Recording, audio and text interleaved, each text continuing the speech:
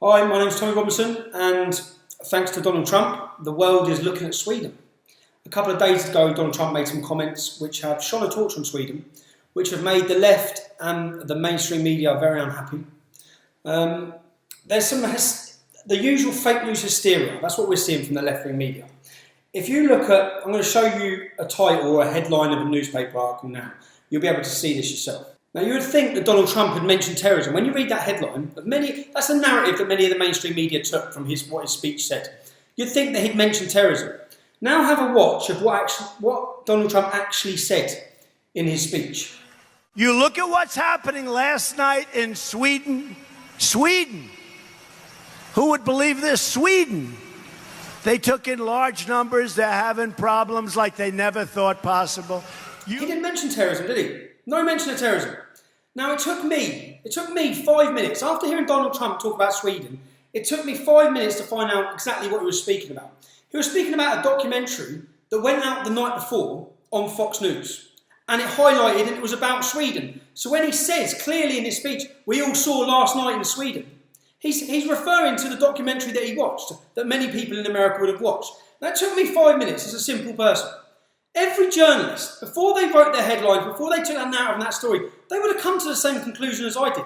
But they've still run with the narrative to try and belittle and try and mug Donald Trump off and make it look like he's stupid and ridiculous. You've got the Foreign Office or the different Swedish officials coming out saying, we don't know what he's on about.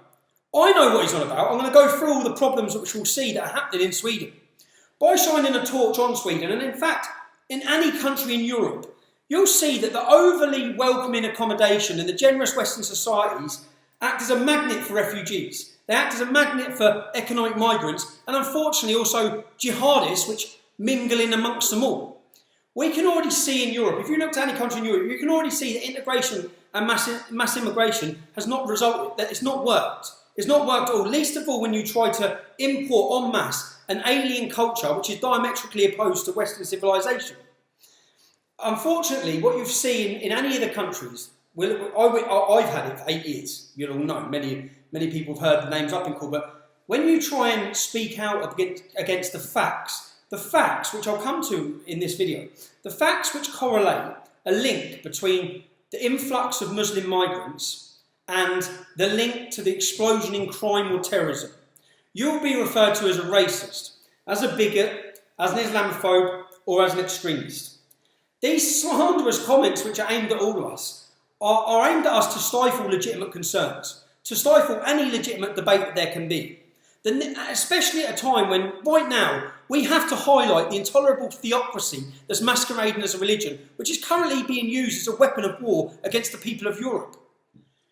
I ask myself, when I look to these left-wing countries, Sweden has pretty much had a left-wing government since 1917. I ask myself why they're so intent on destroying the social cohesion of their own communities that they're supposed to be governing. Their left's answer, rather than tackle these problems or talk about these problems, the left's answer is to close down the debate. The truth for them is very uncomfortable. It's uncomfortable because they've imported it. They wish to create an atmosphere where anyone talking about policy failures of their policies are met with public disdain and cries of bigotry. They actually are, when more I research, that's why I thank you Donald Trump again, because by shining a torch, you get everybody from different countries at different times is then researching into what's happening in Sweden. One thing I was shocked to find was that they passed a law in 2014, which actually makes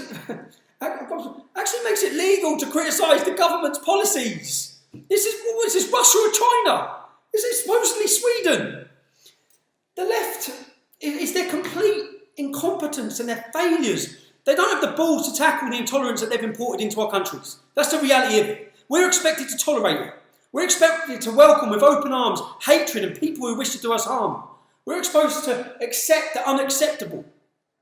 If we have a brief look at Sweden's sex crime statistics, in 2016 there were 10,500 sexual attacks, sexual rapes. That's a 20% rise on the year before.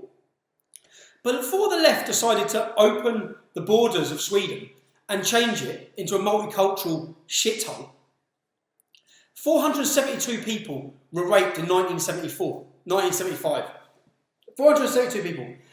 Last year, 6,500 people were raped. That is a 1,472% increase on rape. Crime has gone up by 300%. In 2011, if we look at the statistics for 2011, 77% of the rapes in Sweden were by Muslim men. That is out of a population of just 2% Muslim men. Is it fair to say there's a correlation between importing Islam and rape culture? Yes, it clearly is. The facts and the statistics do not lie. And these are facts and statistics that we have to accept. We accept them. But we've already seen police attempting to cover up mass rapes and molestations at music concerts. If I give you the facts now, or we look at 1 week in particular, we'll start on June the 8th. On June the 8th in Sweden, 3 Somali men raped a 14-year-old girl. They got 3 years in jail. They did not get deported. There's no deportation order. Yeah. So when we look at maybe that Sweden would be ready for this, or have laws in place to try and act as a deterrent. See if you think these sentences act as a deterrent. June the 9th, a Somalian attacks a Swedish police officer. He bites him and beats him. But he's let off, he's acquitted because of the trauma he faced and the negative view he already had of the police. This is what we're importing. June the 9th, on the same day, 3 Somalians rob and batter a Swedish man. They anally rape him and they make him give each one of them oral.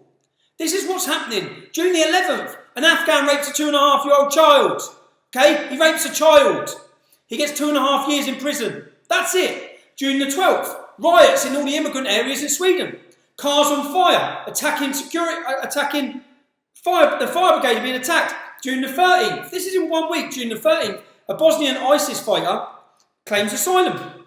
The attempt to deport him is rejected because he's claiming asylum there. He's an ISIS fighter. Intelligence tells them that. June the 14th, a man from Yemen rapes a 14-year-old girl. He gets 18 months in prison. No joke. 18 months in prison. Is he getting deported? No, he's not. No, he's not.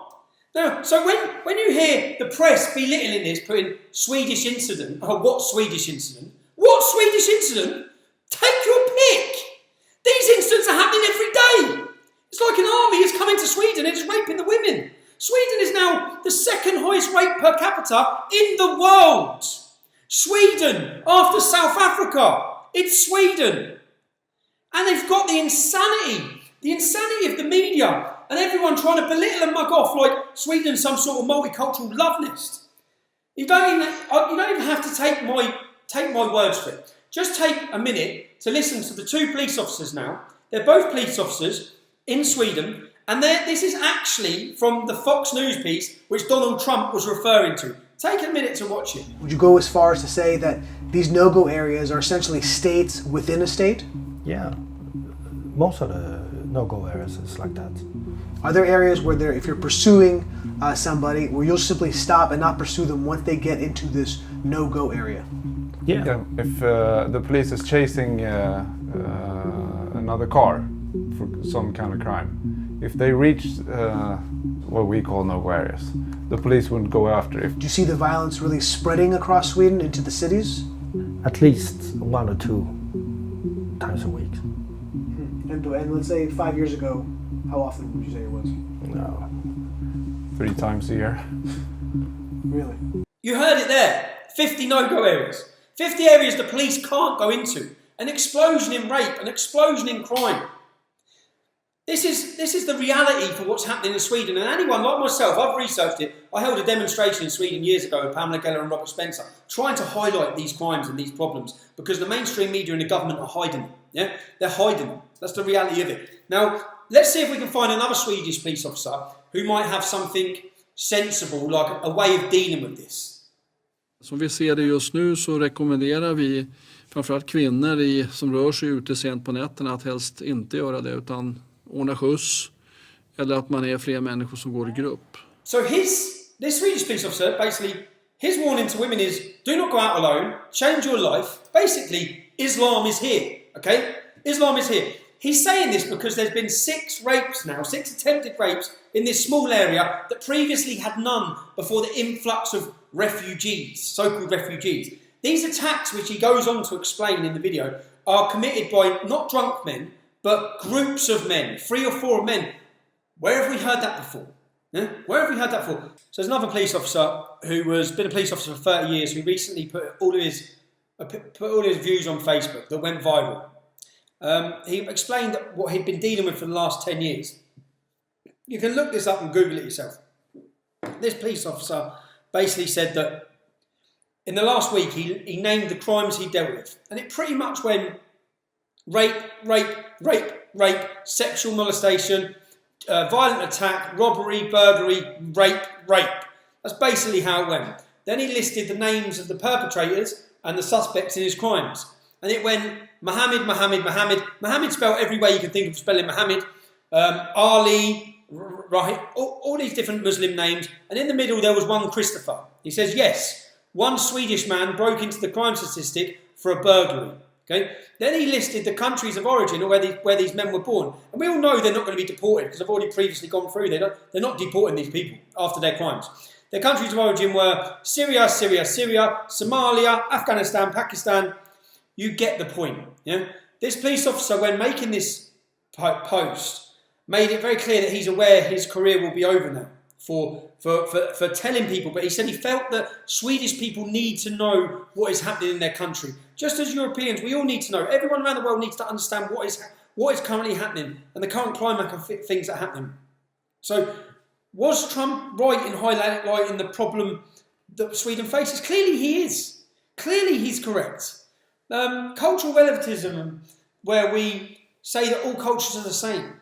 They're not. Some cultures are far more dangerous than others. We should also feel very comfortable in saying that Western culture is superior.